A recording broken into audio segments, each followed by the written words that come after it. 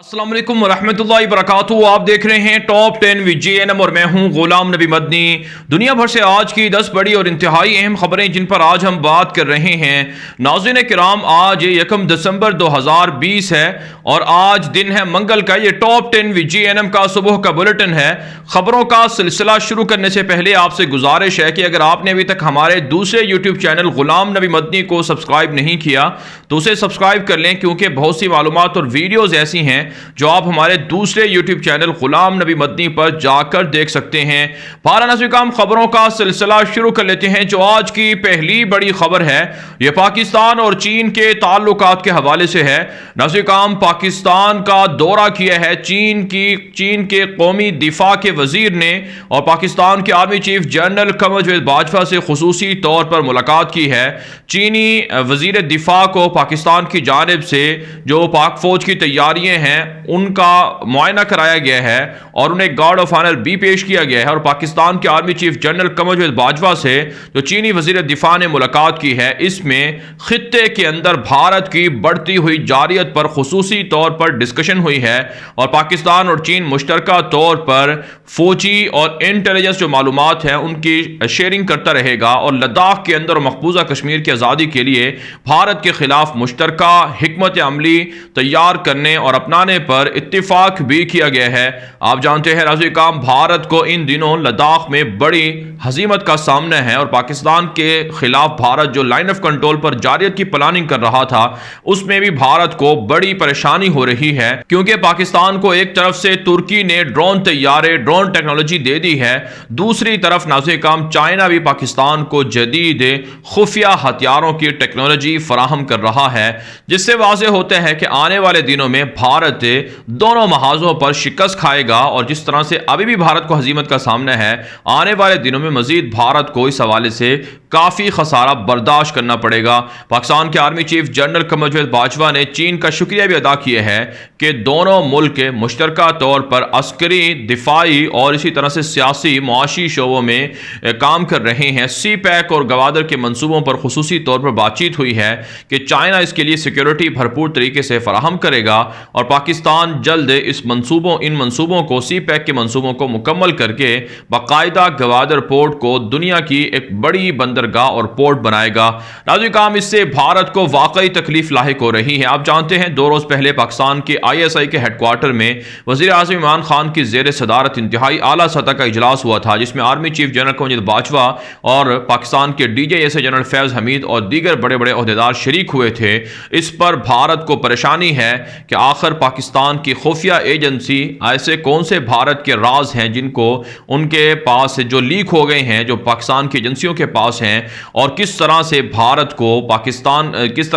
کے خلاف پاکستان اب آنے والے دنوں میں حکمت عملی طے کر رہا ہے، اور کیسے بھارت کے خلاف پاکستان اب کامیاب سرجیکل سٹرائک کرے گا۔ یقیناً ناظرین، اس میں بھارت کے لیے ایک اور بڑا سبق ہے کہ چائنا اور پاکستان مشترکہ طور پر بھارت پر قبضہ کریں گے اور انشاءاللہ کشمیر کو جلد آزادی دلوائیں گے۔ آگے بڑھیں ناظرین، جو آج کی دوسری بڑی خبر ہے یہ چین اور بھارت کے درمیان جنگ اور تناؤ کے حوالے سے ہے۔ ناظرین، چائنا کی جانب سے بھارت کے خلاف واٹر بم گرا دیا گیا ہے۔ چائنا نے بھارت کے 7 مشرقی ریاستوں کے پانی کو روک لیا ہے، جس کے بعد 50 کروڑ کے لگ بھگ بھارتی آبادی انتہائی شدید دباؤ میں آ چکی ہے۔ ناظرین، چائنا کی جانب سے بھارتی جو دریا ہیں ان پر بڑے بڑے ڈیم تعمیر کرنا شروع کر دیے گئے ہیں۔ آپ جانتے ہیں ناظرین، نیپال کے بارڈر پر اور تبت اور بھوٹان کے بارڈر پر، میانمار برما کے بارڈر پر، بنگلہ دیش کے بارڈر پر بھارت کو ہزیمت اور رسوائی کا سامنا ہے۔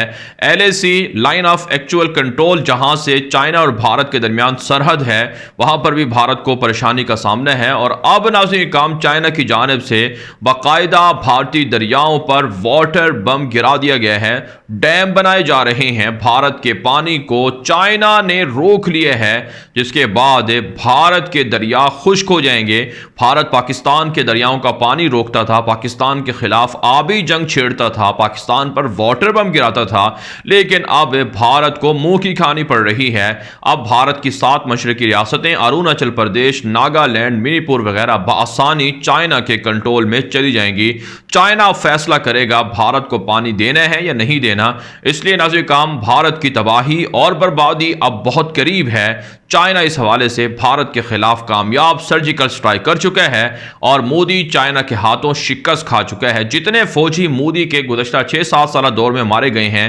شاید اتنے فوجی بھارت کی 70 سالہ تاریخ میں نہ مارے گئے ہوں، لیکن مودی حکومت پھر بھی ہزیمت اور رسوائی کو چھپا رہا ہے اور بھارت کا جھوٹا میڈیا من گھڑت اور پروپیگنڈا خبریں نشر کرتا ہے، حقائق نہیں بتاتا ہے۔ آگے بڑھے ناظرین کرام، جو آج کی تیسری بڑی خبر ہے یہ ناظرین کرام بھارت سے ہے۔ بھارت کے اندر مودی کے خلاف لاکھوں کسانوں نے دلی کے اندر دھرنا دے رکھا ہے، احتجاج کر رہے ہیں، مظاہرے جاری ہیں، لاکھوں کسانوں نے دلی کو جام کر کے رکھ دیے ہے، جس کے بعد آمد و رفت کا جو سلسلہ ہے وہ معطل ہے، ٹریفک معطل ہے۔ اب مودی کی ایک اور پریشانی میں اضافہ ہو گیا ہے کہ آل انڈیا ٹیکسی ڈرائیوروں نے بھی احتجاج کی دھمکی دے دی ہے۔ 3 دسمبر تک کسانوں کا احتجاجی مظاہرہ ختم نہ کروایا، سڑکیں نہ کھلوائیں تو ٹیکسی ڈرائیوروں نے کہا ہے کہ وہ بھی دھرنا دیں گے اور وہ بھی احتجاج کریں گے، کیونکہ ان کے گزشتہ 5-6 دنوں سے ان کا کام بند ہے، ان کے گھر کے چولہے بجھ چکے ہیں۔ ناظرین کرام، بھارت کی مودی حکومت کے لیے اس سے بڑی اور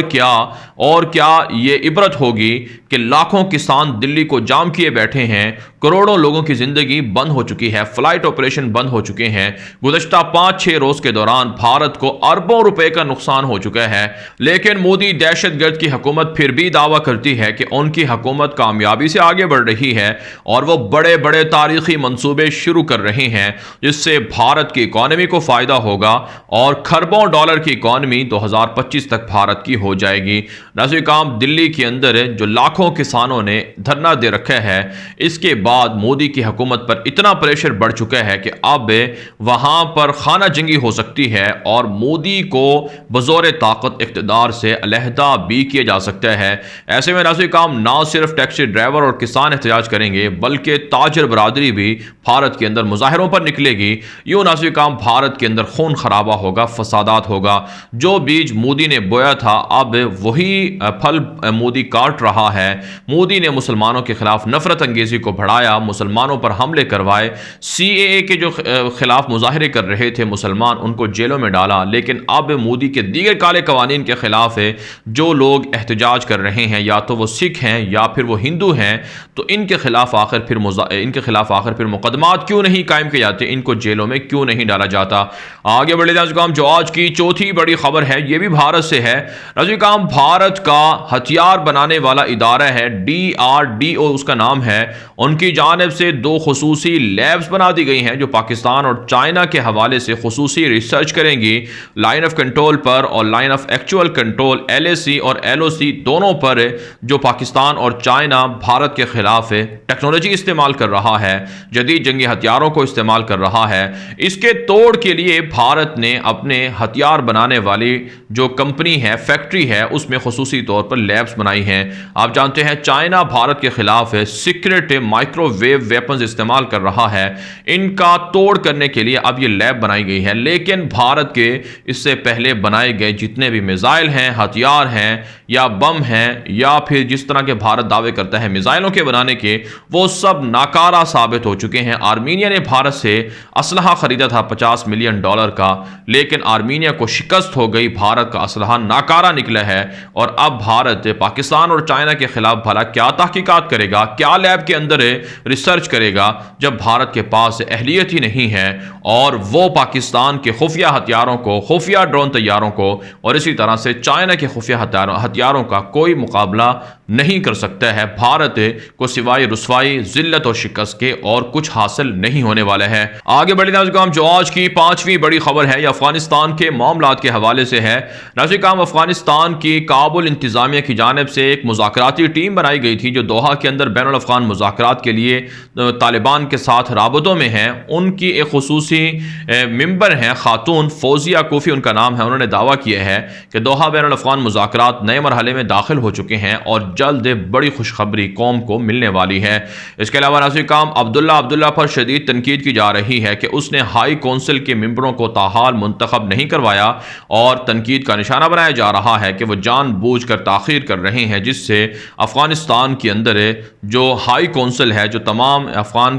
لوگوں پر مشتمل ہے اس کے اجلاسوں میں تاخیر کا سامنا ہو رہا ہے۔ اس کے علاوہ ناظرین کرام افغانستان کی پارلیمنٹ کی جانب سے 6 نئے وزراء جن میں این ڈی ایس کے چیف بھی شامل ہیں ان کی منظوری دے دی گئی ہے۔ این ڈی ایس افغانستان کی خفیہ ایجنسی ہے جو پاکستان کے خلاف ہے، مشترکہ طور پر بھارت کے ساتھ مل کر، را ایجنسی کے ساتھ مل کر الزامات بھی ماضی میں لگاتی رہی ہے۔ اس کے علاوہ ناظرین کرام اطلاعات سامنے آ رہی ہیں کہ افغان طالبان اور کابل فوج میں جھڑپوں کا سلسلہ جاری ہے۔ رات کے مختلف کارروائیوں میں طالبان نے کابل حکومت کے 26 اہلکاروں کو مار ڈالنے کا دعویٰ کیا ہے اور متعدد گرفتار اور سرنڈر بھی ہوئے ہیں۔ افغان طالبان کے خلاف کابل انتظامیہ نے ایک دعویٰ کیا تھا کہ غزنی میں جو 3 روز پہلے دھماکہ ہوا جس میں 60 کے لگ بھگ کابل فوجی مارے گئے تھے، یہ دھماکہ جن طالبان کے کمانڈروں نے کیا ان کو فضائی حملے کے اندر مار ڈالا گیا ہے۔ ناظرین کرام افغانستان کی کابل حکومت نے، کابل فضائیہ نے دعویٰ کیا تھا کہ انہوں نے مجاہدین جو طالبان کے ہیں ان کو مار ڈالا ہے حملہ کر کے،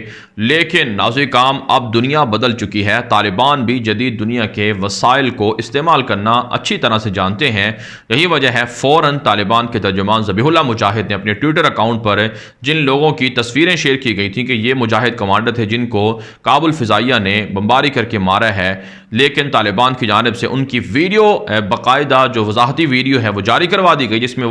وہ کہہ رہے ہیں کہ وہ زندہ ہیں، صحیح سلامت ہیں، کابل حکومت جھوٹ بول رہی ہے، ان کو حملوں میں نہیں مارا گیا ہے۔ اس سے پہلے بھی کابل حکومت کے متعدد جھوٹ اور اس طرح کی جھوٹے الزامات ہیں ان کو طالبان کی جانب سے بے نقاب کیا جاتا رہا ہے، جس کے بعد طالبان کے خلاف کابل انتظامیہ کی پوزیشن اور کمزور ہو چکی ہے۔ دنیا بھر کے ذرائع ابلاغ پر کابل حکومت کو لان تان کا نشانہ بنایا جا رہا ہے۔ آگے بڑھے ناظرین کرام، جو آج کی چھٹی بڑی خبر ہے یہ ترکی سے ہے۔ ناظرین کرام، ترک صدر رجب طیب ایردوان سے یوکرائن کے وزیر اعظم نے خصوصی طور پر ملاقات کی ہے۔ آپ جانتے ہیں یوکرائن کے کچھ علاقوں پر روس نے قبضہ کر رکھا ہے۔ ترکی نے یوکرائن کی مدد کا اعلان کیا ہے اور کہا ہے کہ یوکرائن کو جدید نوعیت کے اسلحہ دیا جائے گا اور ڈرون ٹیکنالوجی بھی یوکرائن ترکی سے حاصل کر رہا ہے۔ اس کے علاوہ ناظرین کرام، ترک صدر رجب طیب ایردوان نے کہا ہے کہ قطر کی جانب سے ترکی کے اندر بھاری سرمایہ کاری کرنا اس بات کی علامت ہے کہ قطر کو ترکی کی بڑھتی ہوئی معاشی ترقی پر یقین ہے اور ترکی کی جو اقتصادی صورتحال ہے وہ بہتر ہے، اس لیے قطر بھاری سرمایہ کاری ترکی کے اندر کر رہا ہے۔ ساتھ ساتھ ناظرین کرام، طیب ایردوان کی جانب سے انتہائی اعلیٰ سطحی حکومتی اجلاس کی صدارت بھی کی گئی ہے اور اس میں بڑے فیصلے کیے گئے ہیں۔ ایک تو اندرون خانہ جو بدامنی کی کوششیں ہیں داعش کے کارندوں کے ذریعے سے یا پھر کچھ باغیوں اور فتح اللہ گولن کے ذریعے سے ان کے خلاف کریک ڈاؤن تیز کرنے کا اعلان کیا گیا ہے۔ دوسرا، معاشی طور پر سرمایہ کاروں کو جو مراعات دینے کا فیصلہ ہے اس حوالے سے بھی اعلانات کیے گئے ہیں، فیصلے کر لیے گئے ہیں۔ اس کے علاوہ ناظرین کرام، اطلاعات سامنے آ رہی ہیں کہ ترکی کے وزیر دفاع نے اپنے ایک بیان میں کہا ہے کہ قراباغ کا جو مفتوحہ علاقہ ہے جو آذربائیجان نے آرمینیا سے آزاد کروایا ہے، وہاں پر ترکی کے منصوبوں کے مطابق اور پلان کے مطابق کام کیے جا رہے ہیں اور مشترکہ جو روسی اور ترکی کے فوجی امن دستے ہیں وہ پیٹرولنگ کر رہے ہیں۔ ساتھ ساتھ ناظرین کرام، اطلاعات سامنے آ رہی ہیں کہ ترکی نے گزشتہ 10 مہینوں کے دوران $1 ارب سے زائد کی میڈیکل جو اشیاء ہیں یا مصنوعات ہیں وہ دنیا بھر کو فروخت کی ہیں، جو ترکی کی طبی دنیا کے اندر بڑھتی ہوئی مقبولیت کی علامت ہے۔ آگے بڑھتے ہیں، جو آج کی 7ویں بڑی خبر ہے یہ ایران اور اسرائیل کے درمیان تناؤ اور تنازع کے حوالے سے ہے۔ ناظرین کرام، اسرائیل کی جانب سے باقاعدہ رپورٹ جاری ہوئی ہے، یروشلم پوسٹ میں یہ خبر چھپی ہے، رپورٹ جاری ہوئی ہے کہ امریکی صدر ڈونلڈ ٹرمپ ایران پر حملہ کرنے والے ہیں اور اسرائیل بھی اس حوالے سے امریکہ کے ساتھ ہے، اور ٹرمپ جب اقتدار سے علیحدہ ہوں گے اور جو بائیڈن جب اقتدار میں آئیں گے تو وہ امریکہ اور ایران کے درمیان جنگ کو پائیں گے، تو گویا جو بائیڈن کو ٹرمپ ایک نہ ختم ہونے والی جنگ میں چھوڑ کر جا رہے ہیں، دھکیل کر جا رہے ہیں۔ ناظرین کرام، اس میں کوئی شک نہیں ہے کہ ایران کے جو مشہور سائنسدان تھے محسن فخری زادہ، ان کو قتل کر دیا گیا تھا اور ایران کی جانب سے دعویٰ کیا گیا ہے کہ یہ جو قتل ہے یہ اسرائیل نے کیا ہے اور باقاعدہ اسرائیل کا ہی اسلحہ محسن فخری زادہ کو قتل میں استعمال کیا گیا ہے، لہٰذا ایران اس کا بدلہ لے گا۔ ایران کی جانب سے دعویٰ کیا جا رہا رہا ہے کہ اہداف اور ٹارگٹ سیٹ کر لیے گئے ہیں، جلد اسرائیل اور امریکہ پر بڑے بڑے حملے ایران کرنے جا رہا ہے۔ آگے بڑھے ناظرین، جو آج کی 8ویں بڑی خبر ہے یہ سعودی عرب اور اسرائیل کے اور امریکہ کے تعلقات کے حوالے سے ہے۔ ناظرین، تازہ رپورٹ سامنے آ رہی ہے، الجزیرہ نے یہ رپورٹ شائع کی ہے۔ اس میں کہا گیا ہے کہ امریکی صدر ڈونلڈ ٹرمپ کے یہودی داماد جیرڈ کوشنر نے سعودی عرب کے محمد بن سلمان پر پریشر ڈالا ہے کہ اسرائیل کے جہازوں کو، بالخصوص جو تجارتی کارگو جہاز ہیں اور اسی طرح سے مسافر جہاز ہیں، ان کو متحدہ عرب امارات جانے کے لیے سعودی عرب اپنی فضائی حدود استعمال کرنے کی اجازت دے۔ یہی وجہ ناظرین، جیرڈ کوشنر کے پریشر کے بعد سعودی عرب نے اسرائیل کے جہازوں کو سعودی عرب کی فضائی حدود سے گزرنے کی اجازت دے دی ہے، اور اسی معاملے کے لیے جیرڈ کوشنر رواں ہفتے سعودی عرب کا دورہ بھی کر رہے ہیں اور قطر کا دورہ بھی کر رہے ہیں۔ دونوں ملکوں کے درمیان صلح کروانا چاہتے ہیں۔ جرمنی کی جانب سے اس معاملے کو سراہا گیا ہے کہ اچھی بات ہے قطر اور سعودی عرب میں صلح ہو جائے، UAE کے درمیان صلح ہو جائے اور خلیج کا بحران ختم ہو جائے، لیکن کہا جاتا ہے کہ جیرڈ کوشنر محمد بن سلمان کو اسرائیل کو اعلانیہ تسلیم کرنے پر قائل کرنے کے لیے دورہ کر رہے ہیں، اور جلد سعودی عرب اسرائیل کو تسلیم کر سکتا ہے۔ لیکن اگر سعودی عرب اسرائیل کو تسلیم کرے گا تو دنیا بھر سے سعودی عرب کو سخت تنقید کا سامنا کرنا پڑے گا اور اندرون خانہ بغاوت بھی ہو سکتی ہے۔ آگے بڑھے ناظرین، جو آج کی 9ویں بڑی خبر ہے یہ ناظرین عراق اور شام کے بارڈر کے قریب ایران کے ایک اعلیٰ فوجی جرنیل کو نامعلوم ڈرون طیارے نے حملہ کر کے میزائلوں کے ذریعے سے قتل کر دیا ہے۔ ایک تازہ رپورٹ سامنے آ رہی ہے، الجزیرہ نے یہ رپورٹ نشر کی ہے کہ ایران کے ایک اعلیٰ فوجی جنرل تھے جو حشد الشعبی، جو عراق کے اندر ایک بڑی مسلح تنظیم ہے، کہا جاتا ہے کہ اس مسلح تنظیم کو ایران سپورٹ کرتا ہے۔ حشد الشعبی کے ذریعے سے امریکی اہداف کو عراق کے اندر ٹارگٹ بھی کیا گیا تھا، اور مختلف پراکسی وار تنظیموں میں بھی یہ تنظیم حصہ لیتی رہی ہے، جنگ میں حصہ لیتی رہی ہے، اور لوگوں کے خلاف بڑے پیمانے پر بڑے بڑے آپریشن بھی کرتی رہی ہے۔ اطلاع سامنے آ رہی ہے کہ ایران کے جو فوجی جنرل تھے وہ دراصل حشد الشعبی کے اجلاس میں شرکت کر کے واپس جا رہے تھے کہ ان کی گاڑی کو ڈرون طیارے کے ذریعے سے ٹارگٹ کیا گیا، جس میں 3 ان کے دیگر ساتھی بھی تھے جو مارے گئے ہیں، اور ایران کے کئی بڑے بڑے فوجی عہدیدار جنرل قاسم سلیمانی کی طرح وہ شام کے اندر اور عراق کے اندر مارے جا چکے ہیں، اور کہا جاتا ہے کہ امریکہ نے اپنی فوجیں برقرار رکھنے کا فیصلہ کیا ہے اور بڑے پیمانے پر عراق کے اندر اب ایرانیوں کے خلاف بڑے بڑے حملے کرنے کا بھی اعلان کر دیا گیا ہے۔ آگے بڑھے ناظرین، جو آج کی 10ویں بڑی خبر ہے یہ ناظرین فرانس سے اور ایتھوپیا سے ہے۔ تازہ رپورٹ سامنے آ رہی ہے کہ فرانس کے دہشت گرد صلیبی صدر ایمانوئل میکرون کے خلاف پرتشدد مظاہروں کا سلسلہ جاری ہے۔ ایک طرف سے مسلمان گستاخانہ واقعات اور مسلمانوں کے خلاف نفرت انگیز قوانین کے خلاف احتجاج کر رہے ہیں، دوسری جانب ناظرین دائیں بازو کے فرانسیسی صلیبی عیسائی بیف ایمانوئل میکرون کے خلاف مظاہرہ کر رہے ہیں